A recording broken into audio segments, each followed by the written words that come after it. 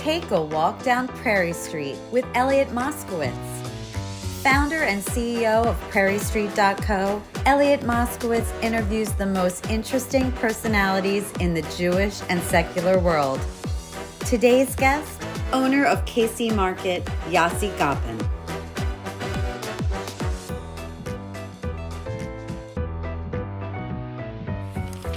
Hi, my name is Elliot Moscowitz. You're here on a walk down Prairie Street. We have a special guest today, Yossi Gopin from KC Market here in Hollywood. And this is exciting. We've been starting these podcasts the last few months, and we get deeper and deeper dealing with chefs and people that have different angles in that. And Yossi runs one of the biggest stores, kosher stores here in South Florida. Called KC Market. So welcome to the podcast. Thank you.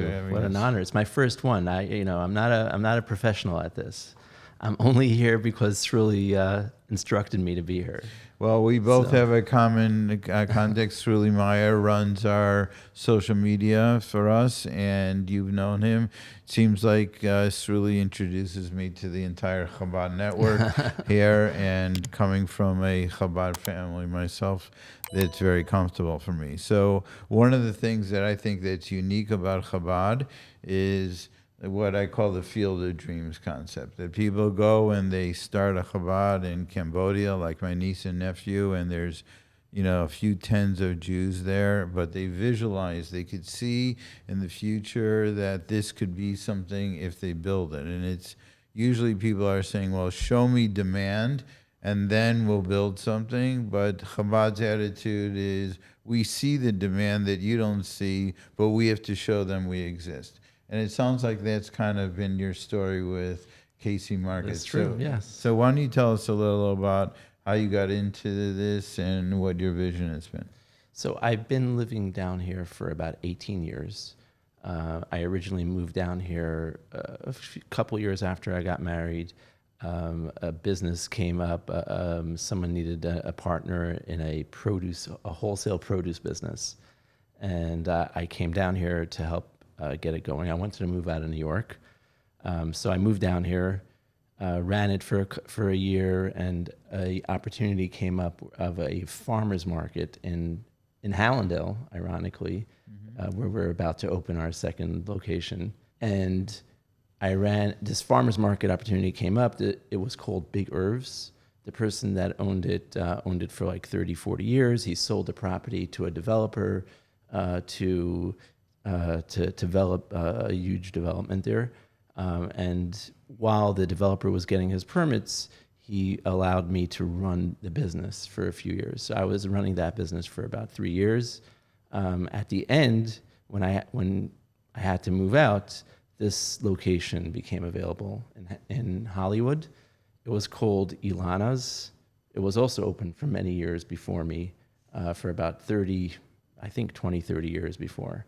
And it closed down. The space was available. Someone brought it to my attention. I said, okay, You put your toe in and you jumped all in, basically. Right. So now, I was there last night about 9:30, and even though it was late night, the store is busy, like all the time, basically. Thank God. It's really busy, and I think there's kind of a confluence of two events. One is you built your field of dreams. You have a nice representation of all different high-quality products, but at the same time, you also have that warmth and other factor that's going on that people feel comfortable of coming into the stores, and that's an amazing experience because people tend to be sticky of how they shop. It's not just a commodity that they're getting these items, but it's also, where are we comfortable in those experiences? But then the second event is, over the last time before even COVID, that people were descending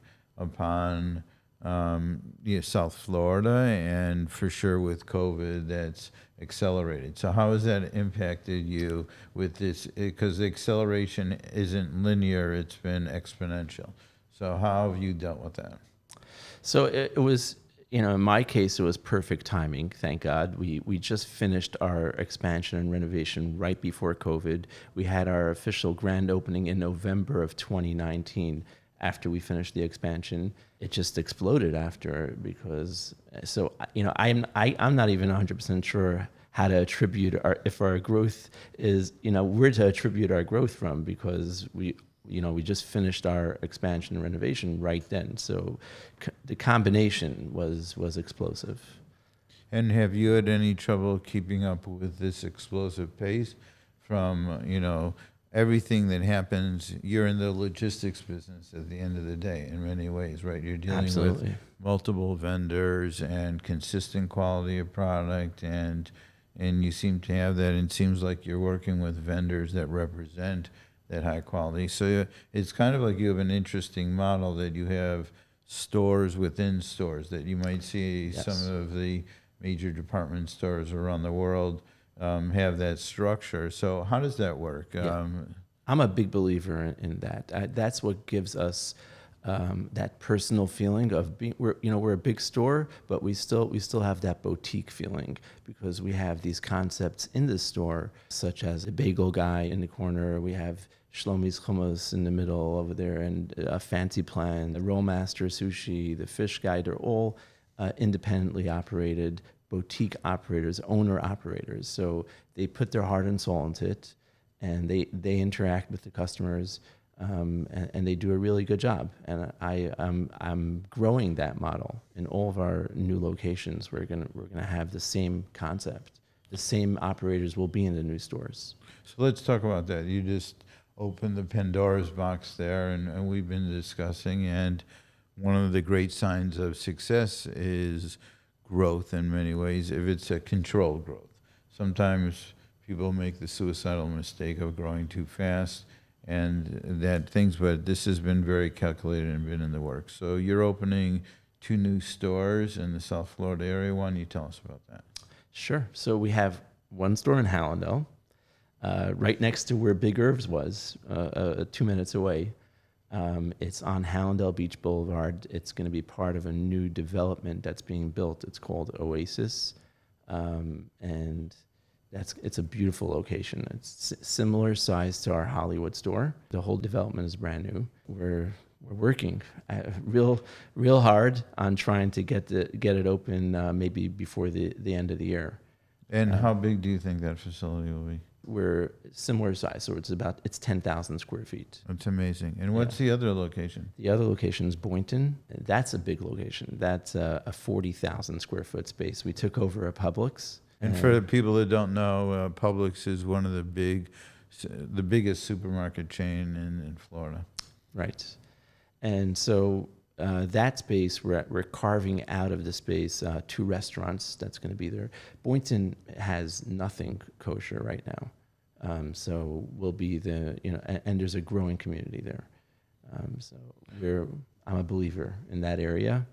And we're also working on that one full swing. So hopefully also in the next few months, we're going to have 2 grand openings in the next few months.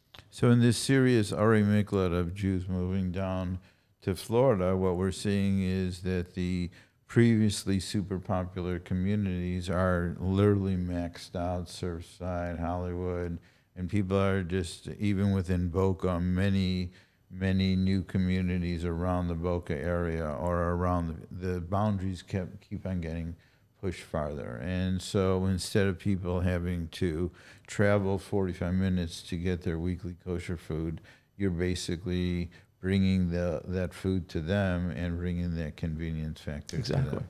And what's really interesting is your model of building these sub-stores within the stores is then it gives you, let's say, less friction in your expansion, because the individual proprietors of the bagels, the fish, those things are literally going to duplicate and triplicate their existing operation that they know already how to run. So you've already shown them that you know how to do that.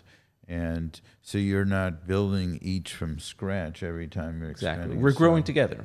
So not every concept that we tried worked. We try. If it doesn't work, we change it and modify it. We're always trying to make it better. Well, that's what we do too at Prairie Street, is that the only way to learn is to experiment, and you expect failures along the way, but you try to make those failures small and insignificant, and actually they're excellent paid lessons of how to proceed. So one of the things that we've been discussing together is we're in the high-end kosher meat business. The reason I've been attracted and have actually moved my family down to South Florida is, the amount of wealth and high-end people that have moved here is enormous, and chefs and hotels and all kinds of things that are going on, but the quality of the product really hasn't matched that. And our view has been that in kosher meat, either you're going to go for excellence or volume. And there's needs for both market. People are just feeding in family, there's inflation, there's other issues, but there's also a market for consistent quality of getting that. So that's something that we're discussing, especially with the new locations, of how do we have some standout product that is convenient for your clients, but then we're consistently supplying you and making sure that you get what you need. So we're both kind of holding hands and jumping off the cliff together. Absolutely. But I think you know what you're doing, and maybe we know a little too. I'm a believer in giving the customer what they want, and every type of customer. So I'm going to serve if all the different types of customers that live in a neighborhood. So there's going to be customers that want to spend on a more expensive experience, a higher quality product.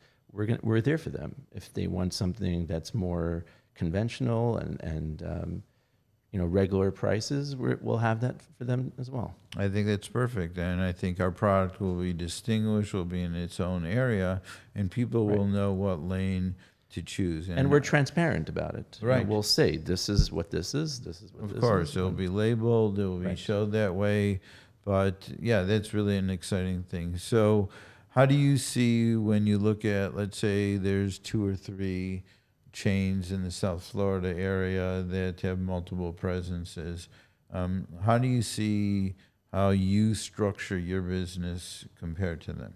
So, like I said, I think that the uniqueness that we have is the model of having the boutique operators inside our business. That's unique to us as of now. Right.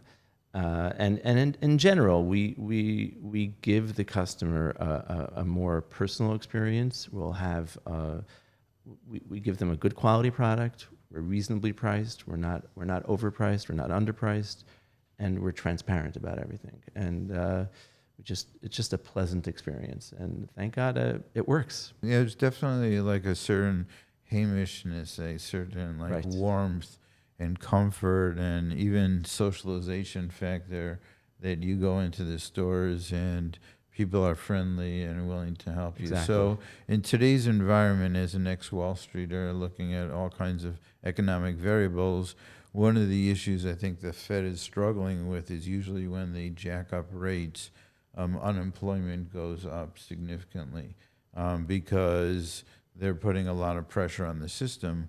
It seems like there really aren't enough workers to work in the market, and that's my hypothesis of why unemployment is so low right now is the immigration has shut down completely, and there's no. So how's been your challenges? You have how many people approximately would work in each store?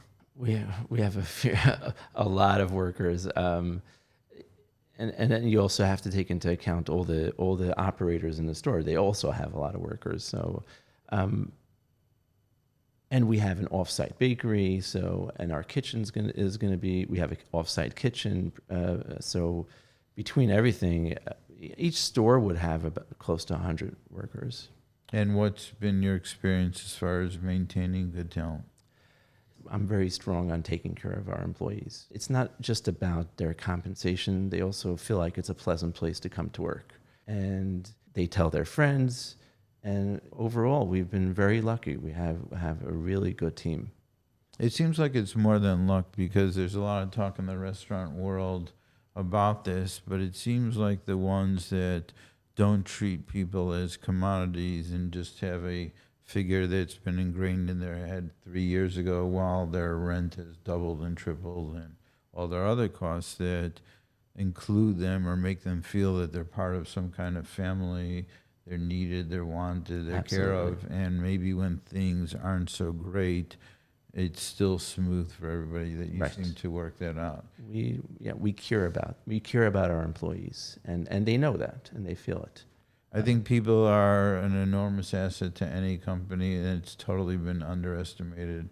And that's amazing, because if you do pay people like a decent thing, and you feel like they're treated and well, and you're not out to get them, and you appreciate the hard work, because this isn't a remote work job. This is physical. Everybody's seeing what everybody's doing all the time. Yes. And if you can maintain that balance, that's an amazing thing. So Yes. How do you clone yourself in multiple versions to be in all these places at the same time? So it's good management, and most of them, actually, the average worker that's working in our business has been with us for years. I mean, most of my key managers have been with me for probably since I opened.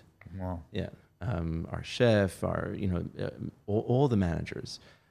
So we have an infrastructure in place that will be able to manage the other locations with.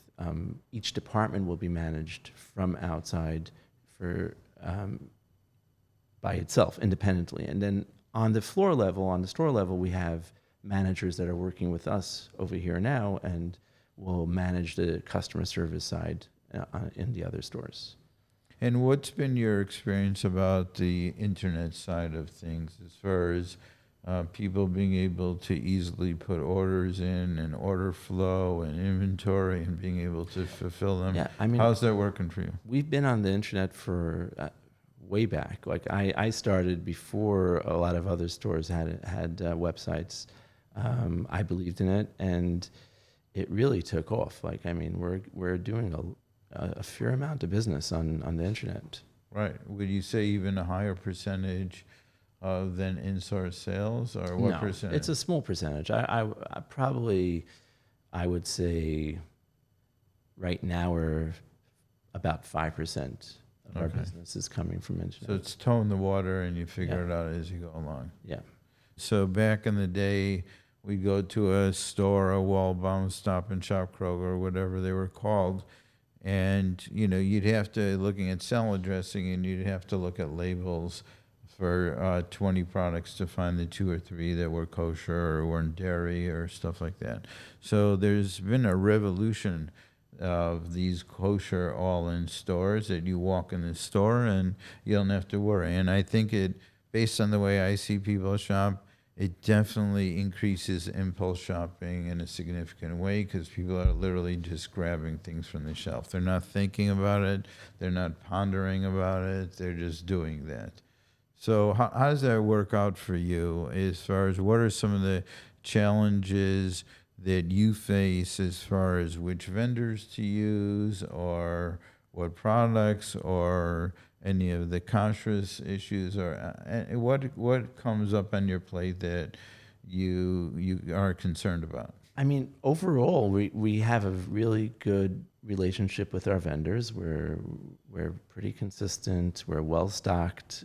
We buy a lot from. I'm importing myself from New York. We have regular trucks coming down directly from New York just for us. We're also importing from Israel. And we get a lot of unique items because of that other stores don't have. So we're always looking. We're always. So you're, in a way, you're less reliant on the distribution network, and you building your own distribution network, in effect. So that way you have, which is something we're looking at. I was in Texas looking at our own sources of beef. I think that makes sense. Look at SpaceX or Tesla. I think one of the reasons they thrived during COVID was they were very less reliant on outside suppliers. They had pretty much everything done in-house. So you said you started in Crown Heights, but it sounds like you went to Harvard Business School somewhere, somewhere in the middle. So did you cut that out of your CV that you wanted to tell me? How did you learn all these amazing management tools? I was always into business, even as a kid. So always learning, teaching myself. I did go to Turo College. Okay. But mainly on the job. Yeah, I think that's part of the best experience is being willing to fail, experiment, but fail alone. Exactly. Take and risks. learn and take risk, but take calculated risk. But put the emotions on the side, and when it doesn't work out, you just move on and you don't dig deeper. So this is amazing, and I have special appreciation because tonight is the first night of Sukkot. I'm sure things are going crazy in the store and being super busy, but we met recently. I'm into the people that start something from nothing, and I could relate to that and build that and those challenges. And I'm really excited about what you've done, what you're doing in the future, and for us to collaborate together. I'm looking forward to having your line. Yes, in our new stores. I think it's going to be a win-win. It will be a big help for the Hollywood and other Southern Florida areas. I think we probably could guess 5 years from now how many stores you might have around, and what, do you have a link for investing right now? Like maybe, it sounds like such a great story and I think what's really nice is that, I understand high stress, and you take it in context and you understand it, and you see all the pieces that are together that makes that work, because otherwise it's very easy to just be stressed out to the max all the time. It is a stressful business if you don't know how to handle stress. So. I mean, you're on all the time and trying to find, I think one of the challenges for me is trying to find a family balance of how that works when you have a job that's extremely demanding. But thank God for the Chagim, actually. It's like I've never appreciated turning off my phone more than having Shabbat or the Chagim and being able to enjoy our family and the things that are important. So thank you again. Thank you. And Grady, and I'm sure you're going to see a lot of us in the future. So thank you again for being walk down Prairie Street, and have a great Chag, everybody, and a great holiday and a great year. And you'll be hearing a lot more from us in the near future. Chag Sameach. Chag Sameach. Subscribe to our channel now and set your notifications so you don't miss our latest recipes and chef-led tutorials. Then head over to prairiestreet.co to shop for your next big meal.